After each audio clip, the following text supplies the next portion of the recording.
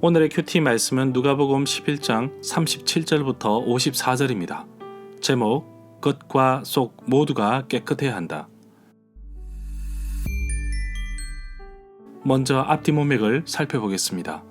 예수님께서 말씀하실 때에 한 여인이 목소리를 높여 예수님을 낳아 기른 어머니는 복이 있다고 하였는데, 예수님은 오히려 하나님의 말씀을 듣고 지키는 자가 복 있는 사람이라고 하셨습니다. 그리고 예수님은 악한 세대에게 보여줄 표적은 요나의 정거라고 말씀하셨습니다. 요나보다 크신 분, 솔로몬보다 지혜로우신 분이 바로 예수님이십니다. 등불은 어둠 속에서도 볼 수 있도록 해줍니다. 눈을 몸의 등불로 비유하셨는데, 예수님을 알아보고 또 깨닫는 눈이 온전하게 비출 때 삶의 올바른 방향이 결정될 것입니다. 바리새파 사람들이 예수님을 식사에 초대하였는데, 이와 비슷한 상황이 누가복음 7장에도 있었습니다.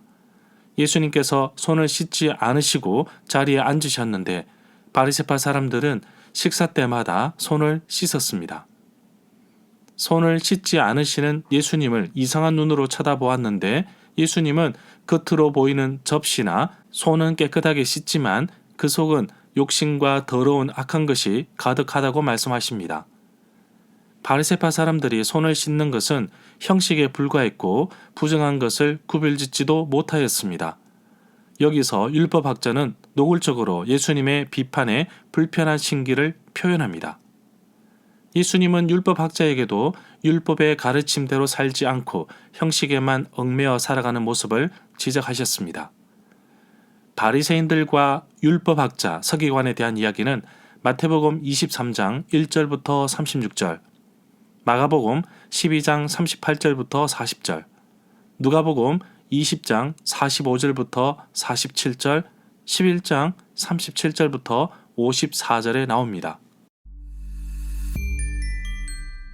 문단을 나눠보겠습니다. 37절부터 44절은 바리새인과 율법 교사, 45절부터 52절은 율법학자들에 대한 책망, 53절부터 54절은 회개하지 않는 율법학자들. 37절에 보면 예수님께서 말씀하실 때 바리새인 한 사람이 예수님과 함께 식사하자고 청하였습니다. 그래서 그 집에 들어가 앉으셨습니다. 이 본문은 누가복음 7장 36절과 유사합니다. 똑같은 상황이 누가복음에 반복되었다고 봅니다. 단순한 식사만을 위한 자리보다는 대화나 질문, 토론을 위한 자리로 보면 될 것입니다. 식사 자리에 앉으셨다고 하였는데 실제로 헬라어에는 기대어 누워있는 자세입니다. 유대인들은 음식을 먹을 때 거의 눕는 자세로 식사를 합니다. 여기에서 바리새인에 대해서 알아보겠습니다.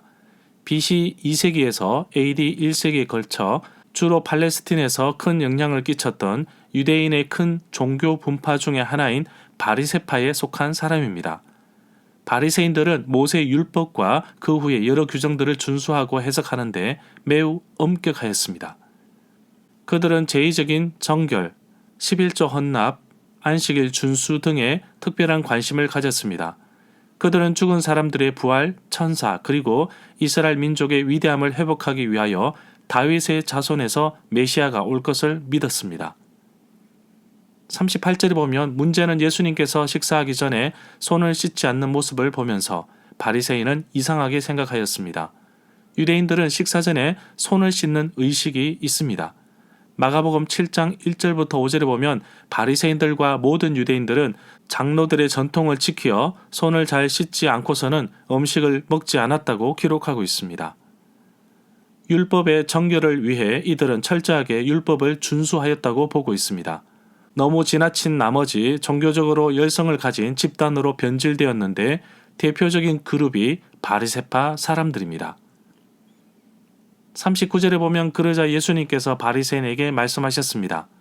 너희 바리새인은 잔과 대접의 겉은 깨끗하게 씻지만 너희 속은 욕심, 탐욕과 악독, 악한 것으로 가득 차 있구나.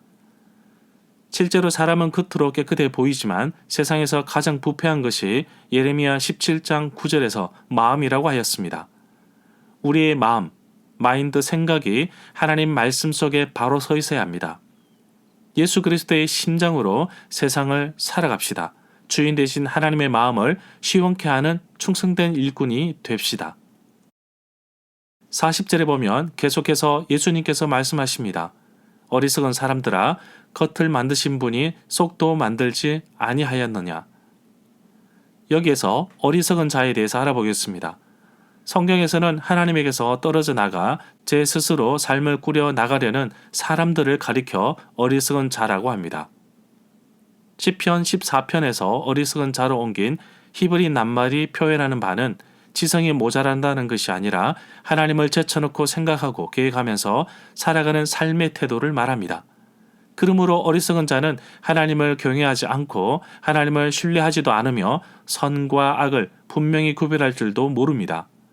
어리석음과는 반대로 사람이 애써 구할 만한 것은 슬기로움입니다. 41절에 보면 그러나 그 안에 있는 속에 있는 것으로 구제하라. 자비를 베풀라. 그리하면 모든 것이 너에게 깨끗해질 것이다. 깨끗해지는 것은 정결을 의미하며 구약시대에는 부정하게 된 것을 접촉하거나 먹으면 안 되었습니다. 마태복음 23장 25절부터 26절과 누가복음 11장 39절부터 41절과 비교할 때 마태복음에서는 잘못된 것이 붙어있는 장과 대접의 내용물에 관심이 쏠렸다면 누가복음은 그러한 오류의 원천이 인간의 내면에 있다는 것에 시선을 돌립니다. 이 단락 39절부터 41절의 단락의 말씀은 마태복음 23장 25절부터 26절 말씀과 병행을 이루고 있습니다. 정결 규정을 철저하게 준수하는 일 역시 바리새인들의 종교적인 계획에 속합니다. 이 물음에 대한 예수님의 태도에 대해서는 마태복음 15장 1절부터 20절에도 언급되어 있습니다. 42절에 보면 너희 바리새인들에게 화가 있을 것이다. 너희는 박하와 운향과 온갖 채소의 11조를 들이대 공의와 하나님에 대한 사랑은 무시한다. 그러나 이것만은 행하고 저것만 행할 것이 아니라 둘 다 모두 함께 잘 해야 한다. 운향과 박하는 양념에 사용되는 식물입니다. 여기에서 11조에 대해서 알아보겠습니다. 모세율법은 토지의 모든 소산의 10분의 1을 하나님께 바칠 것을 요구합니다. 레위기 27장 30절에 언급되어 있습니다. 후대의 랍비들은 이것을 미세한 풀에 이르기까지 확장시켜 적용했습니다. 43절에 보면 너희 바리새인들에게 화가 있을 것이다. 너희는 회당의 높은 자리, 앞자리를 좋아하고 시장에서 문안, 인사받기를 기뻐하는도다. 회당의 높은 자리, 앞자리는 성경 두루마리를 넣어 보관하는 나무로 만든 상자 앞에 위치한 자리입니다. 여기서 성경 두루마리는 히브리어로 메길롯이라고 하는데 성문서라고 부르는 히브리어 성경의 세 번째 부분 중에서 아가, 룻기, 예레미야 애가, 전도서, 에스더 이 책들은 유대인들의 절기에 낭독되었습니다. 44절에 보면 너에게 화가 있을 것이다. 너희는 평토장한 헬라어로 보이지 않는 무덤, 보이지 않는 무덤 같아서 그 위를 밟는 사람이 알지 못하고 걸어 다닌다.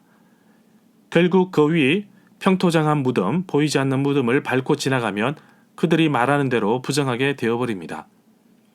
이 구절에서 마태복음에서처럼 겉과 안 사이의 모순이 초점에 놓여 있지 않고 무덤은 그 자체로서 알 수 있도록 되어 있지 않습니다.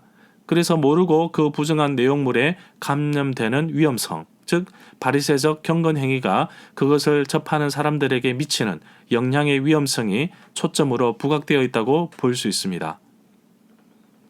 45절에 보면 한 율법사가 예수님께 말하였습니다. 선생님 이렇게 말씀하시는데 그렇게 되면 우리 율법학자들까지 모독하는 것입니다. 여기에서 서기관에 대해서 알아보겠습니다. 다른 사람을 위해서 문서를 쓰거나 기록된 문서를 필사, 복사하는 사람을 말합니다. 어떤 서기관들은 공문서 작성을 위해 고대 왕들에게 임용되어 요직을 맡기도 하였습니다. 복음서에서 이 말은 전통적으로 율법학자를 가리킵니다. 46절에 보면 예수님께서 말씀하셨습니다. 너희 율법 교사들이여 화가 있으리로다. 너희는 자기 어려운 짐을 사람들에게 지우고 너희는 손가락 하나도 이 짐에 손을 대지 않는구나. 율법 교사들은 자신들의 역할을 제대로 행하지 못하였습니다. 사람들에게 율법이라는 굴레를 씌워 알아듣지 못하게 하면서도 돕지도 않음을 경고하고 있습니다.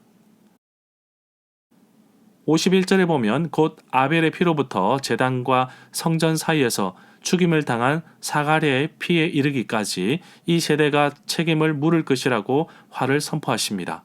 아담의 아들 아벨은 형 가인에게 죽임을 당하였는데 구약 성경에서 처음으로 순교한 의인으로 표현되고 있습니다.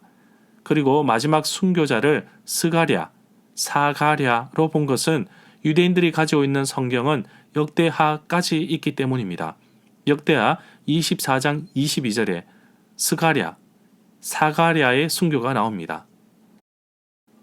52절부터 54절에 보면 예수님께서 그곳에서 떠나실 때 서기관들과 바리새인들이 예수님께 거세게 달려들어 여러 가지 질문을 묻고 따졌습니다.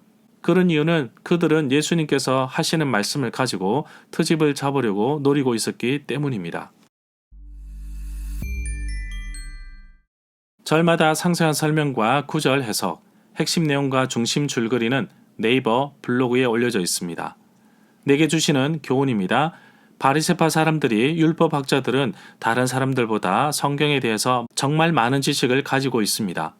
하지만 지식의 열쇠를 가지고도 성경, 예수님 메시아를 제대로 알지 못하는 실수를 저지르고 맙니다. 아는 것보다 중요한 것은 그것을 믿는 것입니다. 예수님께 경고를 받은 이들은 자신들의 잘못을 뉘우치기보다는 도리어 예수님의 말씀에 꼬투리 잡으려고 애쓰는 모습을 보게 됩니다. 내가 하는 행동과 말이 때로는 다른 사람들이 복음을 듣는데 방해가 되지 않는지 살펴봅시다. 잔과 접시는 깨끗하게 씻으면서 정작 그 속은 더러운 것으로 채우는 행동은 얼마나 모순적인가요? 모든 종교적인 의식과 행동에는 그에 따른 마음과 믿음이 뒷받침되어야 합니다.